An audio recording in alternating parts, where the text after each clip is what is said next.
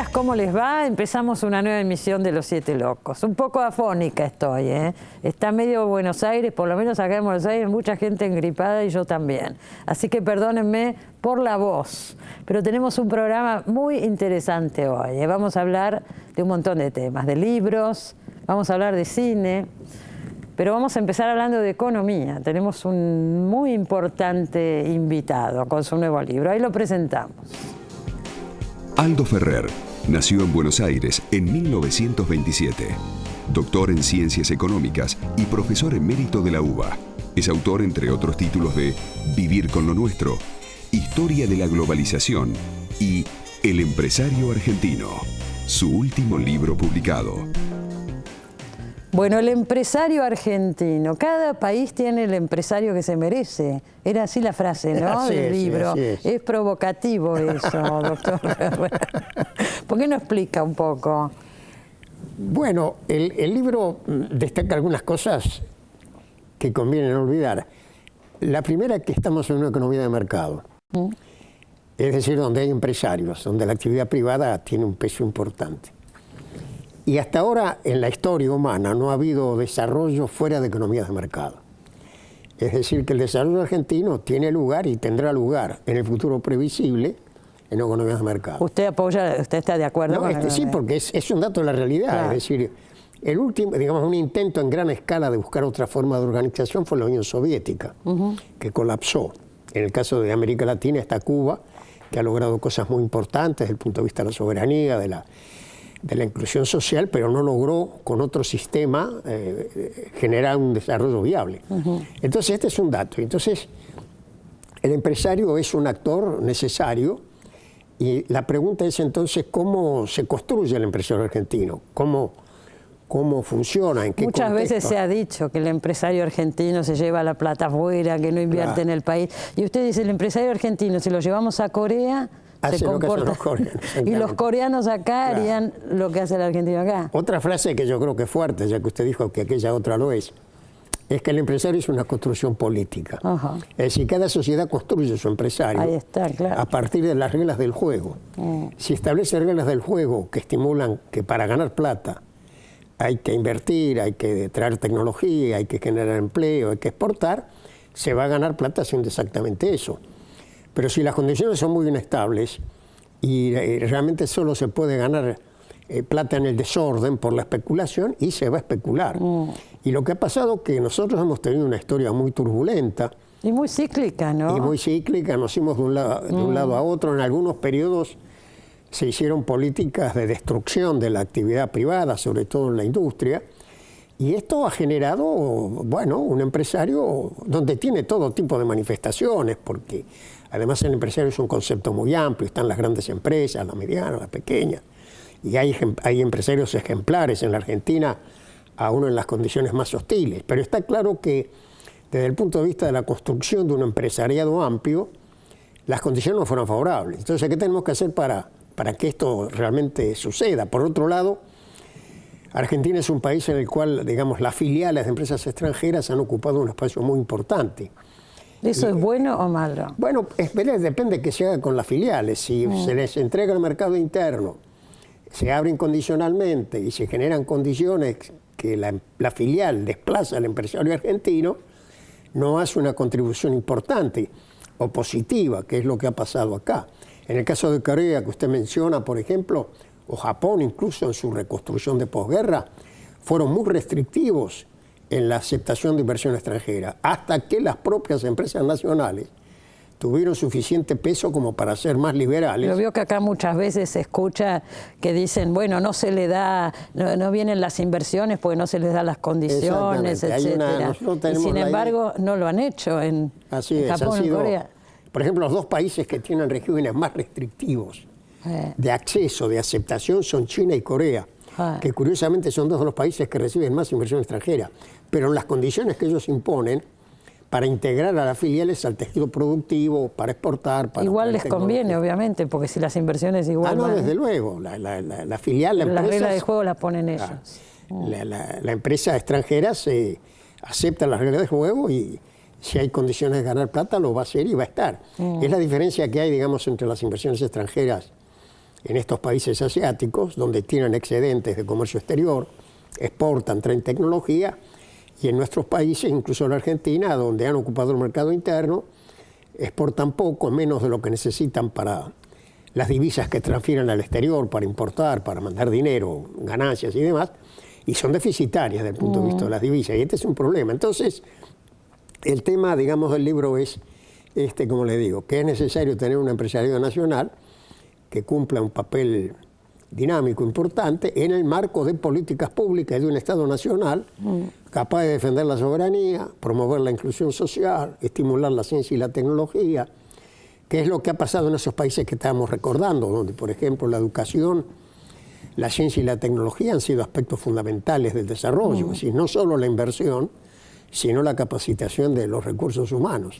Entonces, esta es una reflexión sobre el contexto mundial, cómo influye el contexto mundial en el empresario, cómo influye el contexto interno. Sí, inclusive, bueno, la zona América Latina y fundamentalmente Sudamérica, ¿no es cierto? Las relaciones con Brasil, todo eso está muy detallado ahí le en el dedico un libro. capítulo al tema brasileño, que también tiene sus problemas, porque a veces tendemos a idealizar la situación brasileña, y la verdad que ellos también tienen dilemas de desarrollo importantes, y tenemos una relación política muy buena, nunca fue mejor la relación política con Brasil, pero en el terreno de la integración económica estamos muy atrapados por los problemas nacionales y no hemos logrado generar empresas conjuntas, integrar los tejidos productivos. Ese es un punto pendiente. Igual usted dice en el libro que no estaría de acuerdo con un mercado común, ¿no es cierto? Latinoamericano. No, yo estoy de acuerdo en lo que dijo. Que cada país mantenga su moneda.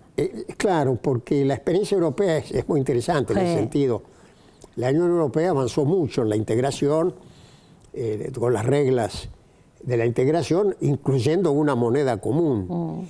Pero es claro, cuando usted pretende poner bajo las mismas reglas a países tan distintos como Grecia y Alemania, termina generando desequilibrios muy grandes, como si usted quisiera jugar un campeonato de fútbol a un equipo de quinta con el Barcelona o Boca Juniors, River. Y siempre pierde el más débil. ¿No? Exacto. Entonces, la integración, en nuestro caso en América del Sur, es la integración de las diferencias y de las asimetrías. Entonces, ¿cómo hacemos para que todos tengan oportunidades de industrializarse, de traer tecnología, de transformar su estructura productiva? Y esto es un desafío, en primer lugar, nacional. Ahora, todos juntos, en el marco de la solidaridad sudamericana, podemos construir reglas del juego que sean útiles para todos, pero no se trata de cederle a una instancia supranacional, como pasa en el caso de la Unión Europea, donde la Comisión Europea ha recibido el legado de la soberanía nacional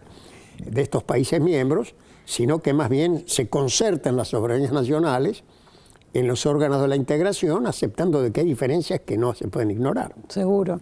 Usted dice en el libro que pese a todas las fluctuaciones que ha habido políticas en la Argentina a lo largo de su historia, nunca hemos logrado superar la etapa subindustrial. Creo que usa esa palabra. Así es, así es. Esto, es decir, la Argentina, como usted sabe, se integró al mundo en la segunda mitad del siglo XIX, cuando se produjo la revolución de los transportes, aparecieron los barcos, los ferrocarriles, que bajaron los fletes, que aumentó la demanda de alimentos y materias primas en Gran Bretaña, en Europa. Este territorio, sobre todo la región pampeana, que había sido una región marginal hasta entonces, adquirió una enorme importancia porque esto tiene un potencial de producción de vaca, de carnes, de cereales, etc. Y entonces el país se integró como un gran productor. El granero del mundo. El granero del mundo. Pero es claro, no incorporó lo que era fundamental también, que era la industria. Y esto, digamos, terminó con la crisis del 30. Allí tuvimos que empezar a industrializarnos. Pero desgraciadamente, fíjense que es un hecho que la fecha coincide de una manera notable. El 30 es el fin de esa etapa económica y es el fin del proceso de organización nacional, que se inicia con la presidencia de Mitre. Entonces, el país entra en la fase de la industrialización, con todo lo que implica en términos de transformación social, aparición de nuevos sectores, en el marco de la inestabilidad institucional.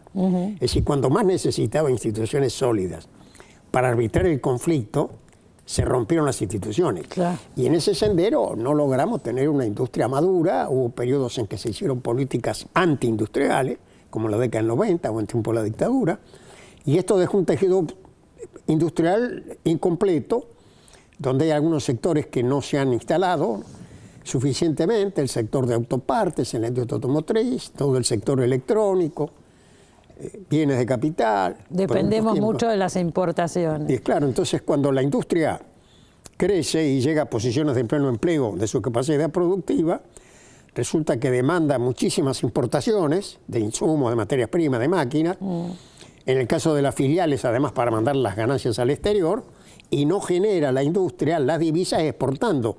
Entonces hay un gran déficit. Eso se cubre con el excedente del campo. Pero esto es inestable y no alcanza. Y entonces tenemos este problema que lo estamos viviendo otra vez ahora, sí, que periódicamente aparece en las épocas de falta de dólares. Porque el excedente del campo no alcanza para compensar el déficit de la industria, y además ahora tenemos el déficit en petróleo y demás, ¿no? Entonces se configura con esta estructura subindustrial una estructura vulnerable, donde periódicamente nos enfrentamos con este problema de la falta de dólares, que cuando sucede provoca un deterioro de las expectativas. La gente se da cuenta que va a tener que haber ajustes del tipo de cambio, el ahorro se convierte en dólares porque no hay dónde ponerlo en pesos. Eso genera inflación también, la falta de vida. Y esto estimula la inflación, desde luego, es un disparador de la inflación. Entonces tenemos allí problemas estructurales ligados en gran parte a este subdesarrollo industrial que tenemos que resolver, con más industria, con más tecnología. Claro, lo que pasa es que todo eso lleva un proceso de tiempo. Sin duda, pero el futuro empieza hoy. Y la verdad que hemos perdido mucho tiempo. Hablando del futuro empieza hoy, usted dice, no hablemos más de sustitución de importaciones, dice en un momento. Claro, por lo siguiente, porque usted sabe que la ciencia y la tecnología están transformando la producción de una manera vertiginosa. Es decir, de muchas de las cosas que tenemos acá en este estudio, por ejemplo, hay elementos materiales que hace 20 años no existían. Entonces, si usted dice, voy a sustituir este vaso que lo estoy importando y lo construyo acá, pero resulta que mañana ya lo más importante que se importa no es el vaso, es otro producto que surge de la tecnología. Claro. Entonces, si usted sustituye este vaso, está sustituyendo el pasado, pero hay que estar mirando. Tiene que sustituir el futuro. Es decir, aquello que está viniendo y que va a venir.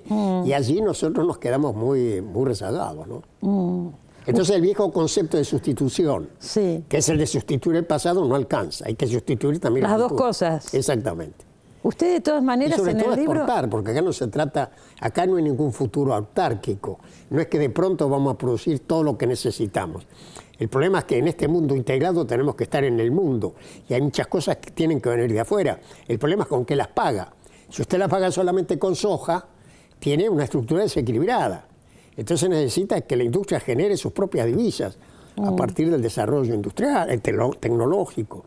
Usted dice también en el libro, que me llamó la atención, que no está en contra de abrir las importaciones en un determinado momento si acá hay un mercado que está buscando los precios, etcétera. Pero desde luego yo creo que las importaciones pueden aumentar, y de hecho aumentan. Cuando un país se industrializa, aumentan las importaciones, pero sobre todo cambia lo que está exportando.